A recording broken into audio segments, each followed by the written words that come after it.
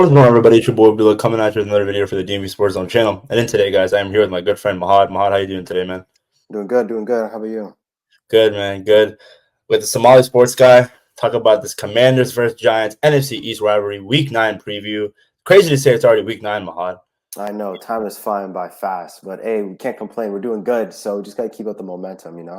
Yeah, no, I agree. The Commanders right now are standing at 6-2, while the Giants are 2-6. Going to this game, Mahad, I guess we can start off with the injury report. What are your thoughts from both sides of the teams? Yeah, looking at first of all, us looking at the Commanders. Brandon Coleman was full in practice today and was limited for earlier in the week, but looking like he's gonna come back, taking over Cornelius Lucas' spot on the left side of the O line. Overall, Frankie Louvu, another big important key player for us to help us win. He was limited in practice a bit with a shin injury, but is most likely probable to play. And I think the big star in question is Brian Robinson. I think he's probably one of the most important factors in us being able to win, establishing a run game. He's had a problem with his hamstring that he suffered last week in our win against the Bears. He was limited throughout in practice and is questionable, so it's looking like he's going to be a game time decision. Overall, luckily enough, we don't have any crazy big concerns, I'd say, outside of Luvu, who I think is going to play, and then Brian Robinson. On the other side of the ball, though, however, the Giants have, I think, the most important injury on their end is probably Tyrone Tracy with the concussion that he suffered against the Steelers in Sunday Night Football. And then I think that's mainly like the biggest thing, the biggest factor. I know their punter also got injured, and he's going to be out. So that could possibly have a big question mark regarding their special teams and how they go about their stuff. Another big thing on the Giants as well, Joshua and Zudu, he's the starting lineman on the Giants as well, and he was out, and it's very likely that he may play, but that's something to just keep in mind. Overall, I think on our side of the ball, I think we have a pretty good chance of matching up. I just think hopefully Brian Robinson can be able to play. And then the Giants, they got their own problems, but let's just hope Tyrone Tracy isn't able to play because he's a dog, man. He went crazy last game. Yeah, especially against the Pittsburgh defense, which is really good against the run, but he rushed for 145. I do think Tracy is going to play. Guys like Malik Neighbors, you got to look out for. I mean, he torched us in week 2. A big reason about why the Commanders won week 2. Obviously, Austin Cyber making all those field goals, but also their kicker went out with the injury. So again, obviously, you can't just say you can look at the records and say this is an easy win for the Commanders, but it is an NFC East rivalry at the end of the day. And I just think like they have a good defensive line with Dexter Lawrence, Brian Burns. I mean, Dexter Lawrence is having an historic season. I don't know. I think he's at 9 sacks right now, and if he finishes, I forgot what number it is, but at 340 pounds, that man can move. And Azeez Ojulari, Deontay Banks has been up and down. Obviously, Daniel Jones in the past has owned us, so that's just a whole other thing to talk about. But again, the Commanders, they came off a crazy win against the Bears. Hail Mary win. You got to make sure that you can't be like hungover from that and be able to move on from it. I know Jan Daniel talked about that in the presser, but I guess we could talk about this. What are you looking forward to the most out of this game? Honestly, I'm most looking forward towards our offense because I want to see us bounce back and be a lot more efficient than we have been in the past few weeks. Earlier, I think it was week 2 or 3 when we played the Giants at home. Our offense, it was not looking good. We couldn't score. We were able to execute and get into the red zone, but we weren't able to put points on the board. And Austin Cyber was the one consistently bailing us out. 7 for 7 with field goals, getting us 21 points to win the game. Our offense needs to be able to produce, and that starts off with the run game.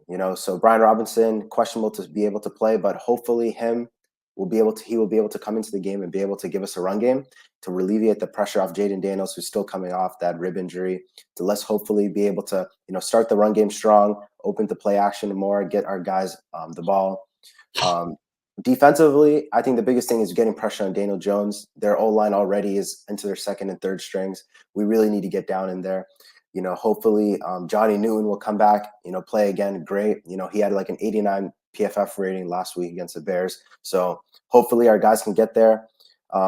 Defensively, I really, really hope we can get to work with Malik Neighbors, Wandale Robinson, Darius Slayton, all those guys, because they have skilled receivers.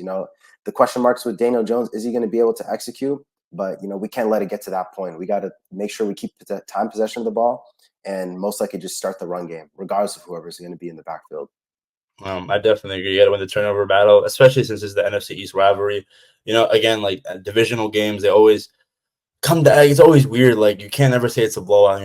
Everyone plays a certain way, and I really think if they can contain Malik Neighbors, if they can put pressure on Daniel Jones, the Commanders should win this game. Obviously, I'm not expecting a blowout, but I do expect them to win by at least 10 points. I mean, think about it, you are 6-2. You have Pittsburgh next week, so knock this team out. It would be 7-2. Obviously, can't overlook them. Like I said, if we find a way to not be able to block Dexter Lawrence, Brian Burns, or Delare, and crew that they have a good defense. Like we can't lie. I mean, offensively they've been struggling, but defensively they're studs. And a big reason of why we didn't score that many points in week 2 was because the red zone inefficiency. So then Cliff Kingsbury has got to figure out a plan. This time it's round 2 where we go to the red zone, and this was a problem last week against the Bears where you just got to convert field goals and touchdowns. In this league, you can't score field goals and win games. You got to score touchdowns. So that's the point that I want to harp on. I guess we can talk about score predictions. You can start out. What do you think the score is going to be on Sunday? Exactly. So honestly, when it comes to the Giants, I always feel like regardless of what our standing is, how we are, it always comes to a close game. I don't know why it's like that. It just happens to be. I don't know if it's because the rivalry or whatever the case may be. But we're going to New Jersey. We're going to MetLife Stadium. Coming into this, if all goes well, I'm expecting us to put up 24 points, and I think the Giants are going to come around 15-16. So I think we're going to get a good one possession, one score lead against them. 24-16 is my bet right there. Mm-hmm. I agree with you. I'll say 24-10 Commanders. I just think, again, like it'll be a blowout, but it won't be like a crazy blowout when it comes to the scoreboard. We'll just be dominating the run game and passing game, and maybe Jones and Malik Neighbors might connect for one deep ball, or him and Slayton. But I just think the Commanders, and again, I understand in the past Daniel Jones has owned this team, but that was a Dan Snyder / Ron Rivera / not Josh Harris and Dan Quinn and Adam Peters crew. And I think the Commanders will be 7-2. I will be disappointed if they lose this game because, again, this is a layup. I mean, the Giants. Let's be realistic. A lot of my friends that are New York fans, they just want to tank, get a guy like Cam Ward. Who else am I missing out from this QB class? Mahal, you can help me out. Shedeur Sanders. I think Shedeur Sanders is a great player. I feel like he'd fit well in New York, but I know a lot of Giants fans are just looking to go. Just hopefully the season just quickly end and get straight into the draft. But honestly, like you got to give it to the Giants. Like they have a pretty solid defense. Their offense may be a big question mark, but their defense. They got players on both sides of the ball. Bobby Okereke is a great linebacker, consistently a leading tackler on their team. I think he's a very good player, and I think that's someone in a big important matchup for our O-line and our guys, Nick Allegretti, Tyler Biadasz. Those guys interiorly going to have to be able to push and get past Lawrence and be able to win on that second level against their linebacker core. No, I definitely agree. Definitely. Hopefully the Commanders come out on top. Right now, I think they have a 1-game lead over the Eagles, so it's going to be interesting to see how the NFC East looks after Week 9, which is crazy again. Week 9, bro. It's already Week 9. Time flies. Just felt like yesterday when we played Tampa at home in the Jan Daniels' first game. Right, I know. Time is flying by fast, dude. Honestly, I don't know what to expect, but we're just going to take it one game at a time. After this week, we got the Steelers, which I think is going to be a pretty big matchup. And then before you know it, we're getting closer to Thanksgiving. The Cowboys, Eagles coming up. Just got to take it one game at a time, Thanks you guys for watching. Please make sure to like, comment, subscribe to the DMVSportsZone channel. I'd like to push out as much fire content out there as possible. Follow us on all social media platforms, Instagram, Twitter, TikTok at DMVSportsZone. Make sure to follow my guy, Mahad, Somali Sports Guy on Twitter. Puts out a lot of great tweets and pretty funny at times. And with that being said, we're out. Peace.